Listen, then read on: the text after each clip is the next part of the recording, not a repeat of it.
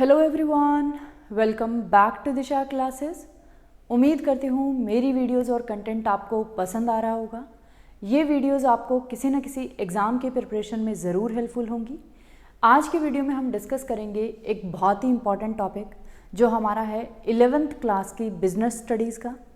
11th class की business studies के अगर हम चैप्टर नंबर 3 की बात करें तो उसमें आपको public enterprises, private enterprises and global enterprises के बारे में बता रखा है। तो अगर हम ग्लोबल एंटरप्राइजेज़ को छोड़ दें, पब्लिक और प्राइवेट एंटरप्राइजेज़ की बात करें, तो आज की एक शॉर्ट वीडियो के थ्रू मैं आपको दोनों ही एंटरप्राइजेज़ क्लियर कर दूंगी। इसके थ्रू, इस वीडियो के थ्रू आपका ये चैप्टर नंबर 3 रिवाइज हो जाएगा, या फिर आप इसका एक समरी ले सकते हैं कि भी इस चैप्टर में क्या क्या टॉपिक्स हैं। पूरा चैप्टर एक ही वीडियो के थ्रू मैं आपको यहाँ रिवाइज करवा दूंगी। तो स्टार्ट करते हैं।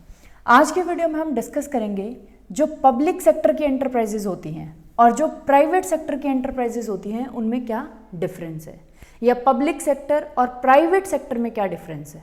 क्लियर? तो स्टार्ट करते हैं। 10 पॉइंट्स हम यहाँ लेंगे जिनके थ्रू हम इनके बीच का डिफरेंस पढ़ेंगे। तो स्टार्ट करते हैं। फर्स्ट हमारा पॉइंट ऑफ डिफरेंस क्या है? ऑब्जेक्टिव्स। अगर हम ऑब्जेक्टिव्स की बात करें, जो एंटरप्राइजेज पब्लिक सेक्टर में होती हैं उनका क्या ऑब्जेक्टिव होता है? Its chief aim to provide the various services to the society. Public sector में जितनी भी एंटरप्राइजेज होती हैं या ऑर्गेनाइजेशंस होती हैं उनका काम होता है सोसाइटी को सर्विसेज देना। Earning profit is it's secondary objective. और अगर हम प्रॉफिट अर्न करने की बात करें तो वो इनका सेकेंडरी ऑब्जेक्टिव होता है। If need arises they can even run in losses. और अगर ज़रूरत पड़ती है कि सोसाइटी का भला करने के लिए अगर इन एंटरप्राइजेज को या ऑर्गेनाइजेशंस को लॉस में भी चलाना पड़े तो भी ये लॉस में भी चलाई जाती है, क्योंकि इनका जो फर्स्ट ऑब्जेक्टिव है या जो मेन ऑब्जेक्टिव है वो क्या है? सोसाइटी को सर्विसेज प्रोवाइड करवाना। अब बात कर लेते हैं प्राइवेट सेक्टर वाली ऑर्गेनाइजेशंस की, कि प्राइवेट सेक्टर में जो एंटरप्राइजेज होती हैं उनका क्या ऑब्जेक्टिव होता है। Although their chief aim is earning profit, yet their social responsibility has come to be realized these days। ये कह रहे हैं अगर हम इनके मेन ऑब्जेक्टिव की बात करें, जो प्राइवेट सेक्टर है उसका मेन ऑब्जेक्टिव होता है प्रॉफिट्स अर्न करना। और अगर आजकल की बात करें तो आजकल सोशल रिस्पॉन्सिबिलिटी का जो कंसेप्ट है वो भी नया नया इमर्ज हुआ है। मतलब आज के टाइम पे ऐसा है कि इनको प्रॉफिट कमाने के साथ साथ कुछ इनकी सोशल रिस्पॉन्सिबिलिटीज़ भी हैं जो इनको फुलफिल करनी है, क्योंकि हमारा जो कंपनी लॉ है, कंपनी एक्ट है, उसमें एक रेगुलेशन आया है कि जितना भी इनको प्रॉफिट होगा उसका 2% इन्हें सोसाइटी के लिए किसी भी सोशल रिस्पॉन्सिबिलिटी पे लगाना है। तो ये नया कंसेप्ट है सर्विस वाला या रिस्पॉन्सिबिलिटी वाला। अदरवाइज प्राइवेट सेक्टर में जितनी भी ऑर्गेनाइजेशंस हैं या एंटरप्राइजेज हैं उनका जो मेन ऑब्जेक्टिव है वो है प्रॉफिट्स अर्न करना। Clear? Second point of difference देखते हैं। सेकेंड, अगर हम इनके डिफरेंस की बात करें तो वो है ऑनरशिप, कि प्राइवेट सेक्टर में जो एंटरप्राइजेज होती हैं उनकी ऑनरशिप किसके पास होती है और पब्लिक सेक्टर में जो एंटरप्राइजेज होती हैं उनकी ऑनरशिप किसके पास है। पब्लिक सेक्टर वालों की बात करते हैं। द ऑनरशिप इज एंटायरली और पार्शली विद द गवर्नमेंट।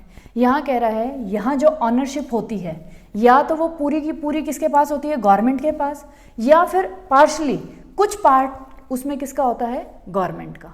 मतलब इन एंटरप्राइजेज में जो ऑनरशिप है वो या तो पूरी की पूरी आपको गवर्नमेंट की ऑनरशिप मिलेगी या फिर उसमें कुछ पार्ट आपको गवर्नमेंट की ऑनरशिप का मिलेगा। प्राइवेट सेक्टर में अगर हम ऑनरशिप की बात करें, the ownership is entirely with the private persons. यहाँ जो ऑनरशिप है वो किसकी होती है? प्राइवेट सेक्टर में एंटायरली जो प्राइवेट पर्सन्स है उन्हीं की ऑनरशिप होती है। क्लियर?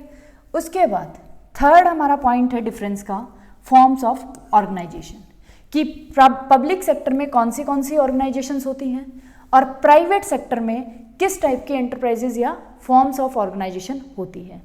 इन्हीं पे जो हमारे टाइप्स हैं कि भी क्या क्या फॉर्म्स ऑफ ऑर्गेनाइजेशन हो सकती हैं पब्लिक सेक्टर में, क्या क्या फॉर्म ऑफ ऑर्गेनाइजेशन हो सकती है प्राइवेट सेक्टर में, यही पूरे चैप्टर में एक्सप्लेन कर रखा है। इन्हीं फॉर्म्स को डिटेल में एक्सप्लेन कर रखा है। यहाँ मैं आपको इनको ब्रीफ में एक्सप्लेन कर दूंगी ताकि आपको एक समरी पता चल जाए जो इनके मेन डिफरेंस है।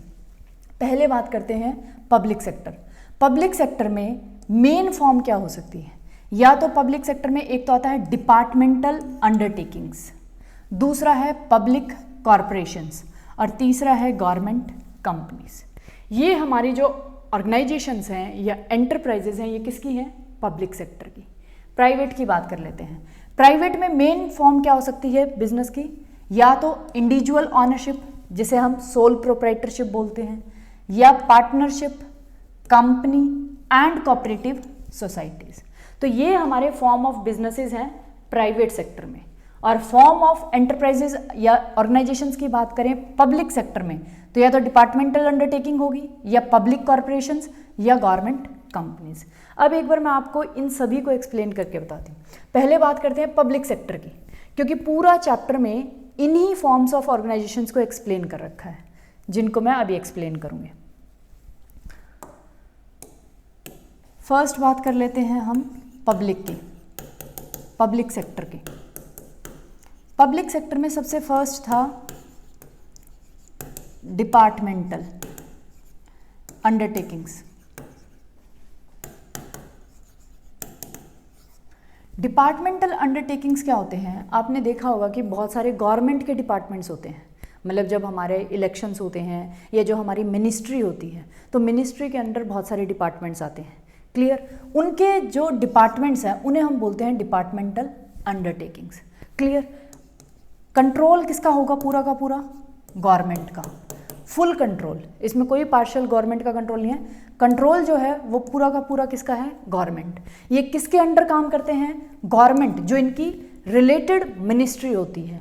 जिस भी मिनिस्ट्री का डिपार्टमेंट ओपन किया जाता है, उसी मिनिस्ट्री के अंडर ये डिपार्टमेंट्स क्या करते हैं? काम करते हैं। उसके बाद अगर हम बात करें कि इनमें जो एम्प्लॉयज़ होते हैं, क्या वो गवर्नमेंट एम्प्लॉयज़ होते हैं? यस।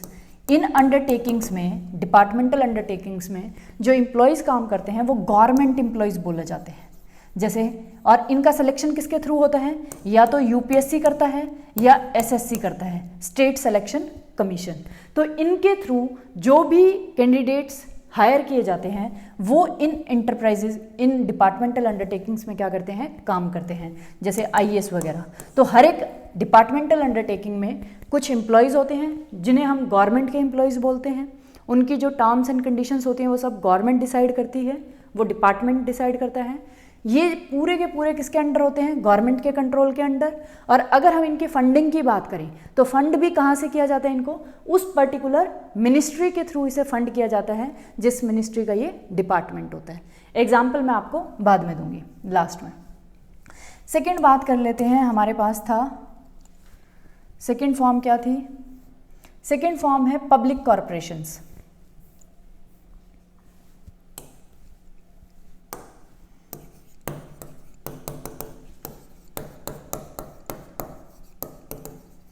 या आप इसे बोल सकते हैं statutory corporation.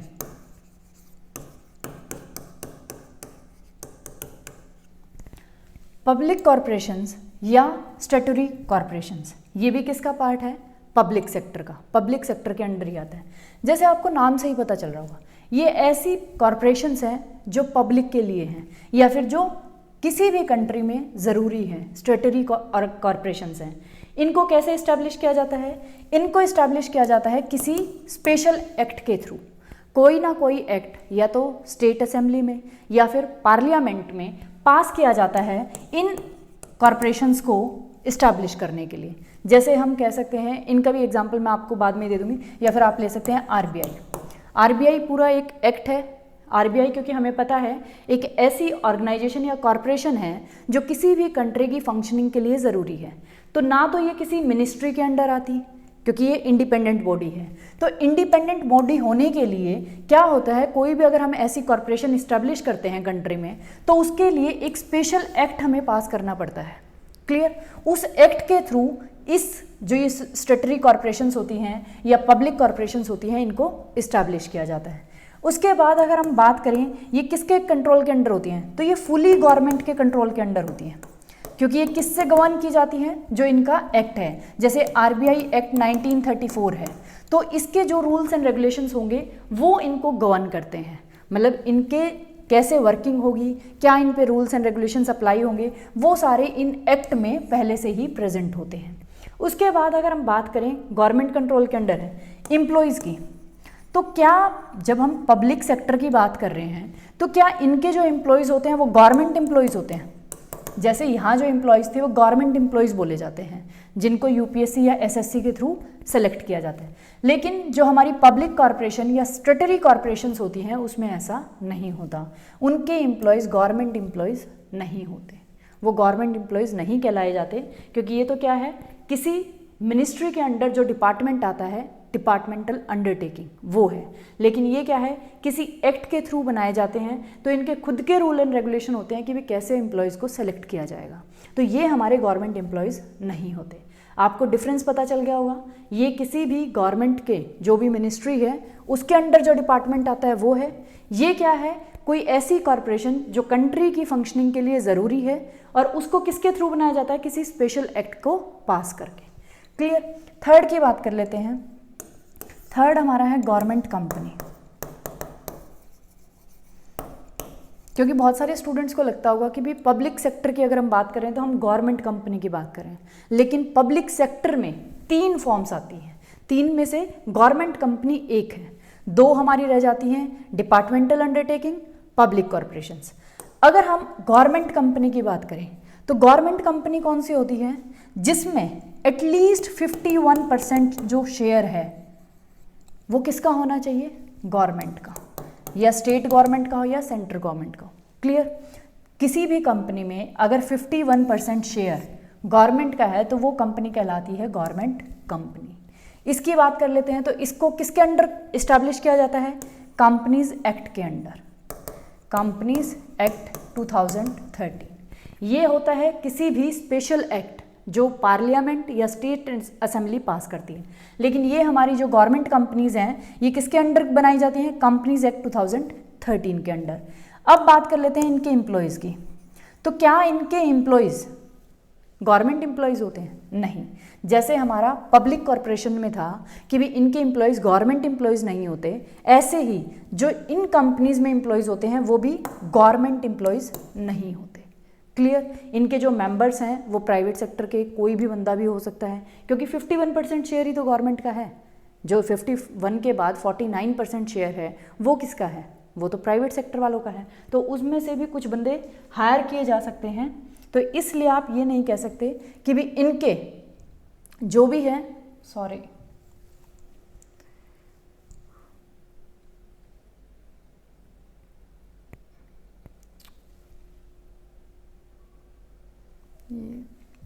just a minute।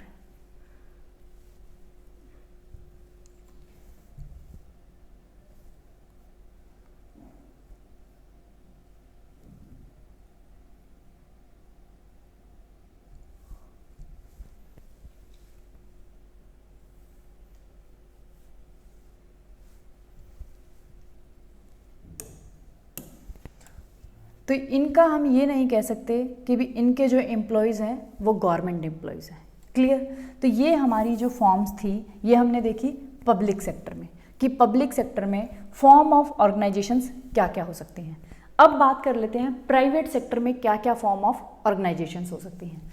अगर हम प्राइवेट सेक्टर की बात करें तो प्राइवेट में फर्स्ट है सोल ऑनरशिप या सोल प्रोप्राइटरशिप, इंडिविजुअल ऑनरशिप, मतलब जहाँ एक ही बंदा बिजनेस को इस्टेब्लिश कर रहा है, उसको मैनेज कर रहा है। सोल प्रोप्राइटर जो आपने देखा भी होगा कि भी कोई भी छोटी मोटी अगर हम बिजनेस स्टार्ट करते हैं, कोई अकेला बंदा जिसमें ऑनर भी वही है, मैनेज भी वही कर रहा है, टोटल रिस्क भी उसका है, टोटल प्रॉफिट भी उसका है।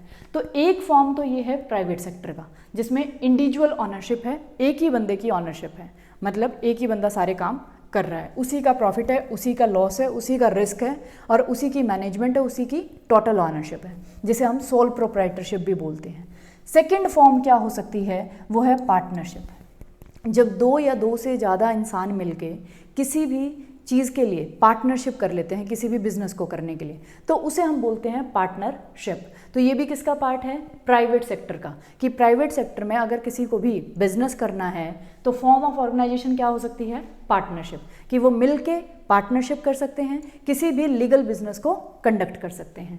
इनमें जो उनके प्रॉफिट्स होंगे वो भी शेयर होंगे, लॉस होगा वो भी शेयर होगा, रिस्क भी शेयर होगा और मैनेजमेंट भी दोनों ही शेयर करेंगे और फाइनेंशियल रिसोर्सेज भी दोनों मिलके लगाएंगे, इस्टेब्लिश भी दोनों करेंगे।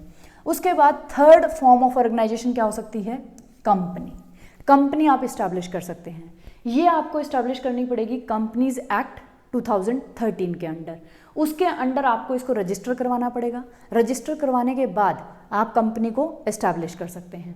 अगर हम कंपनी की बात करें तो कंपनी में अब हमारे पास दो टाइप की कंपनीज आती हैं, प्राइवेट कंपनी, पब्लिक कंपनी। तो अब आपको लग रहा होगा कि जो प्राइवेट कंपनी है वो तो प्राइवेट सेक्टर की है, लेकिन ये जो पब्लिक कंपनी है ये पब्लिक सेक्टर की है। ऐसा नहीं है। कंपनी में कुछ बेसिस हैं, उनके बेसिस पे ये दो डिफरेंस करे गए हैं, private company and public company. लेकिन ये दोनों ही टाइप की कंपनीज आती किस में हैं?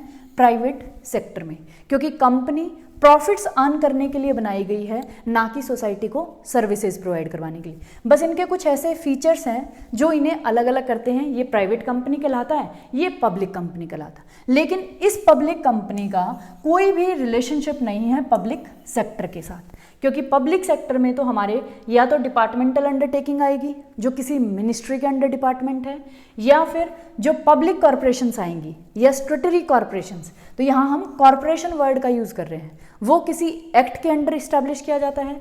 गवर्नमेंट कंपनीज इस्टेब्लिश की जाती हैं कंपनीज एक्ट के अंडर, लेकिन गवर्नमेंट कंपनी में जो 51% या उससे ज़्यादा का शेयर होगा वो किसका होगा? गवर्नमेंट का। लेकिन यहाँ पब्लिक कंपनी अलग है, गवर्नमेंट कंपनी अलग है, पब्लिक कंपनी अलग है।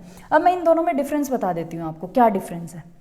प्राइवेट कंपनी में जो नंबर ऑफ मेंबर्स हैं वो मैक्सिमम 200 हो सकते हैं, पब्लिक में नो लिमिट। तो इसीलिए इसको बोला जाता है पब्लिक, कि भी इसके मेंबर्स पे कोई भी लिमिट नहीं है। लेकिन प्राइवेट कंपनी के मेंबर्स पे कितने की लिमिट है? 200 की। उसके बाद ये जो अपने शेयर्स हैं उनको कभी भी प्रॉस्पेक्टस के थ्रू इशू नहीं कर सकते, पब्लिक को इनवाइट नहीं कर सकते कि आप हमारे शेयर्स को परचेज कर लो। लेकिन ये क्या कर सकते हैं, जब भी ये अपने शेयर्स को कभी भी हम कह सकते हैं इशू करना चाहते हैं, तो ये पब्लिक को इनवाइट कर सकते हैं कि आप हमारी कंपनी के शेयर्स को परचेज कर लो। तो ये प्रॉस्पेक्टस के थ्रू जनरल पब्लिक को इनवाइट कर सकते हैं अपने शेयर्स परचेज करने के लिए। इनके शेयर्स इजीली ट्रांसफ़र हो जाते हैं। अगर एक बंदा इनके शेयर्स को सेल करना चाहे तो दूसरे बंदे को सेल कर सकता है, लेकिन यहाँ जो इजीली ट्रांसफ़र ऑफ शेयर्स है वो नहीं है। तो ऐसे ऐसे कुछ डिफरेंसेस हैं जो इन दोनों कंपनीज को अलग बनाते हैं। लेकिन प्राइवेट कंपनी हो या पब्लिक कंपनी हो, दोनों हैं किसका फॉर्म? प्राइवेट सेक्टर का। गवर्नमेंट कंपनी इनसे अलग है, जिसमें 51% शेयर किसका होता है? गवर्नमेंट का। क्लियर। उसके बाद कंपनी आप इस्टेब्लिश कर सकते हो प्राइवेट सेक्टर में, या फिर फोर्थ हमारे पास है कोऑपरेटिव सोसाइटीज़। कोऑपरेटिव सोसाइटीज़ क्या होती हैं? जब एक ही इंटरेस्ट के कुछ पर्सन्स इकट्ठे होके कोऑपरेटिव एक दूसरे के साथ कोऑपरेट करने के लिए कोई सोसाइटी को बनाए, और ये किसके अंडर बनाई जाती हैं?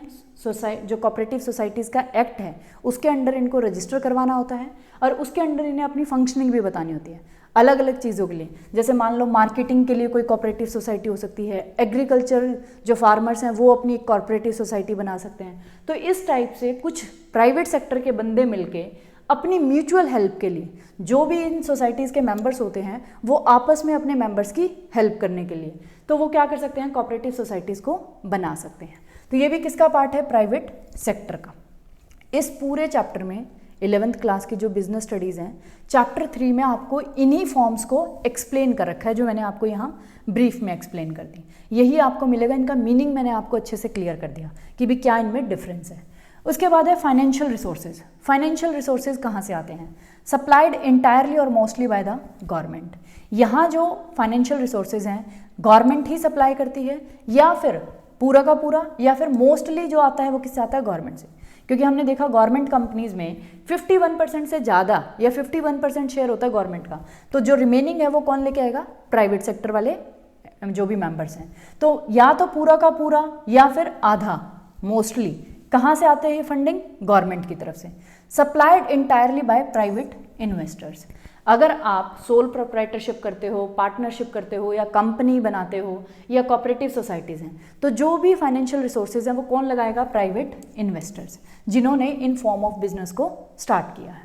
उसके बाद फिफ्थ जो पॉइंट है, एविडेंस ऑफ सक्सेस, कि भी आपको कब पता चलेगा कि भी आपकी जो ऑर्गेनाइजेशन है वो अच्छे से परफॉर्म कर रही है, वो सक्सेसफुल है। तो सक्सेस का एविडेंस क्या होगा? तो आप आइडिया लगा सकते हैं, इनका काम क्या था? सर्विसेज देना सोसाइटी को। तो इनकी success is rated in terms of efficiency in increasing production, decreasing cost, providing quality goods extra. अगर हम इनके सक्सेस की बात करें तो वो हम किन टर्म्स में देखते हैं कि भी इफिशिएंसी कितनी इंक्रीज हुई है प्रोडक्शन की टर्म में, कॉस्ट कितनी डिक्रीज हुई है, कितनी क्वालिटी के गुड्स हम प्रोवाइड करवा पा रहे हैं, कितनी सर्विसेज हम सोसाइटी को दे पा रहे हैं। इनके अगर हम सक्सेस की बात करें कि जो प्राइवेट एंटरप्राइजेज हैं प्राइवेट सेक्टर में, उनकी सक्सेस कैसे रेट की जाती है? In terms of earning profit and fulfilling the social responsibility, कि कितना प्रॉफिट वो अर्न कर रहे हैं और कितनी सोशल रिस्पॉन्सिबिलिटीज़ को वो फुलफिल कर रहे हैं। तो ये हमारा एविडेंस है सक्सेस को मेजर करने का। सिक्स्थ हमारा स्टेप है, जो डिफरेंस है वो है पर्सनल रिस्क। इन एंटरप्राइजेज में पर्सनल रिस्क कितना है? तो इनमें तो क्या है? नेग्लिजिबल, क्योंकि सारा का सारा रिस्क किसका है? गवर्नमेंट का। डिपार्टमेंटल अंडरटेकिंग पूरा का पूरा किसी मिनिस्ट्री के अंडर काम कर रहा है। पब्लिक कॉरपोरेशंस किसी एक्ट के अंडर बनाई गई हैं, किसी भी इंडिविजुअल का उसमें कोई रोल नहीं है। गवर्नमेंट कंपनीज में 51% शेयर किसका है? गवर्नमेंट का। तो वहाँ भी लॉस का या रिस्क, पर्सनल रिस्क क्या है? नेग्लिजिबल, बहुत कम। लेकिन अगर हम प्राइवेट सेक्टर की बात करें, प्राइवेट सेक्टर में जितनी भी फॉर्म्स ऑफ ऑर्गेनाइजेशंस हैं, बेशक आप पार्टनरशिप करो, कंपनी इस्टेब्लिश करो, कॉर्पोरेट सोसाइटी बनाओ या सोल प्रोप्राइटरशिप करो, तो आपका जो रिस्क है वो कंप्लीटली किसका है? ऑनर का, जो भी उस बिजनेस को स्टार्ट कर रहा है। क्लियर? उसके बाद सेवंथ डिफरेंस की अगर हम बात करें तो ऑटोनॉमी। ऑटोनॉमी मतलब पावर डिसीज़न लेने की, या कितनी आप उसमें अपनी जो भी आप लेना चाहें डिसीज़न वो ले सकते हैं, वो पावर किसके पास है? लेस, इसमें ऑटोनॉमी नहीं है। Management bounded by rules and regulations, क्योंकि यहाँ आप अपनी मर्जी से डिसीजन नहीं ले सकते। जो मैनेजमेंट है वो किसके अंडर काम करेगी? रूल्स एंड रेगुलेशंस के अंडर। उसको रूल्स एंड रेगुलेशंस को फॉलो करके ही डिसीजंस को लेना है। लेकिन अगर हम यहाँ प्राइवेट सेक्टर की बात करें, आपने खुद का अपना बिजनेस शुरू किया है या दो पार्टनर्स ने मिलकर शुरू किया है या आपकी कंपनी है, तो मोर यहाँ जो ऑटोनॉमी पावर है वो क्या है? ज़्यादा।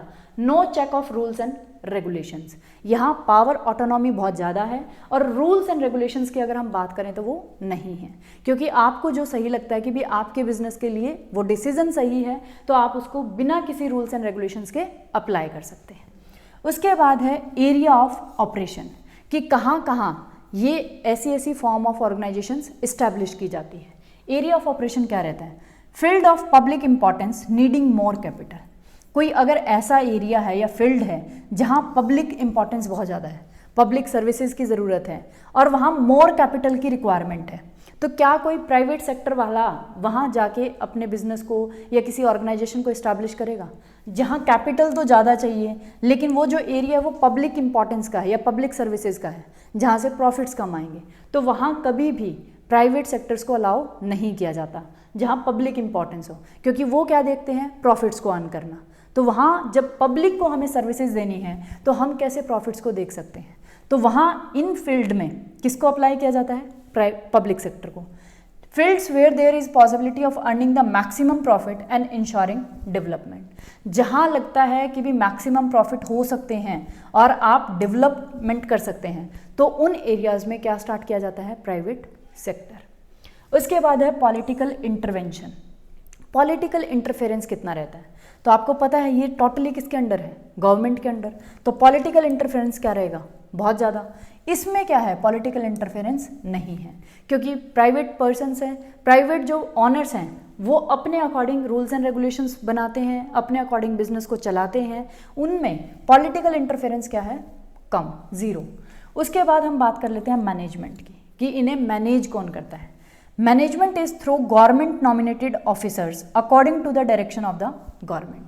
यहाँ मैंने आपको बताया था कि जो मैनेजमेंट की जाती है वो गवर्नमेंट जो नॉमिनेट करती है ऑफिसर्स को, उनके थ्रू की जाती है। लेकिन मैंने आपको डिफरेंस बताया था, डिपार्टमेंटल अंडरटेकिंग में जो एम्प्लॉयज़ होते हैं वो गवर्नमेंट के एम्प्लॉयज़ होते हैं, जैसे IAS वगैरह। लेकिन अगर हम बात करें पब्लिक कॉरपोरेशंस की और गवर्नमेंट कंपनीज़ की, उनमें जो एम्प्लॉयज़ होते हैं वो गवर्नमेंट एम्प्लॉयज़ नहीं कहलाते, लेकिन वो किसके थ्रू नॉमिनेट किए जाते हैं, गवर्नमेंट के थ्रू, और गवर्नमेंट की डायरेक्शंस के अकॉर्डिंग ही वो क्या करते हैं, काम करते हैं। Management is by the owners themselves और through the board of directors nominated by the share holders. यहाँ जो मैनेजमेंट की जाती है वो किसके थ्रू की जाती है, या तो ऑनर खुद मैनेज करता है बिजनेस को, जैसे हमने देखा कि भी हमारे पास क्या था, हमने देखा कि भी हमारे पास ऑनर्स में अगर आप सोल प्रोप्राइटरशिप कर रहे हो तो जो ऑनर है वो खुद मैनेज करेगा, पार्टनरशिप में जो पार्टनर्स हैं वो खुद मैनेजमेंट करेंगे, कंपनी में हो सकता है कि भी जो नॉमिनेटेड डायरेक्टर्स हैं, बोर्ड ऑफ डायरेक्टर्स जो शेयर होल्डर्स ने नॉमिनेट किए हैं वो मैनेजमेंट करेंगे, और ऐसे ही कोऑपरेटिव सोसाइटीज़ में जो भी इनका बोर्ड होता है वो इन्हें मैनेज करता है। तो ये था हमारा डिफरेंस पब्लिक सेक्टर और प्राइवेट सेक्टर में। इसके थ्रू पूरा जो चैप्टर 3 है उसकी आपको एक समरी मिल गई होगी, public sector, private sector and global enterprises. Global enterprises को हम छोड़ रहे हैं, इन दोनों ही टॉपिक्स को कर रहे हैं।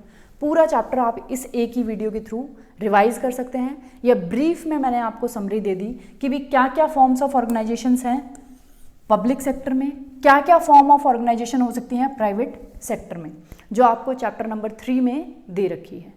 अगर आपको कोई भी डाउट हो तो आप मुझे कमेंट बॉक्स में कमेंट कर सकते हैं, और किसी भी सब्जेक्ट का 11th या 12th या BCom या MCom का कोई भी सब्जेक्ट आप चाहते हैं कि मैं आपके लिए कोई भी एक पर्टिकुलर टॉपिक लेके आऊँ, तो उसके लिए आप मुझे कमेंट बॉक्स में कमेंट कर सकते हैं। वही टॉपिक मैं आपको दिशा क्लासेस पर कवर करवा दूँगी, जो आपके आने वाले एचटेट के एग्ज़ाम में या UGC नेट कॉमर्स के एग्ज़ाम में आने वाला इंपॉर्टेंट टॉपिक है, तो उसी से रिलेटेड वीडियो मैं आपको बना के यहाँ प्रोवाइड करवा दूँगी। आपको कंटेंट और वीडियोज़ अब पसंद आए तो प्लीज़ वीडियोज़ को ज़्यादा से ज़्यादा शेयर करना, क्योंकि पूरे YouTube प्लेटफॉर्म पे कोई भी ऐसा चैनल नहीं है जो फिलिप कोटलर की बुक से मार्केटिंग सब्जेक्ट को करवा रहा है। हम मार्केटिंग सब्जेक्ट भी कवर कर रहे हैं, कुछ इंपॉर्टेंट टॉपिक्स जो मुझे लगता है कि भी एचटेट PGT कॉमर्स या UGC नेट कॉमर्स में आते हैं, तो वो भी मैं आपके लिए कवर कर रही हूँ। तो इसलिए आप सभी से रिक्वेस्ट है, प्लीज़ वीडियोज़ को ज़्यादा से ज़्यादा शेयर करें। अगर चैनल को सब्सक्राइब नहीं करा तो प्लीज़ चैनल को भी सब्सक्राइब कर लें। Thank you for watching Disha classes.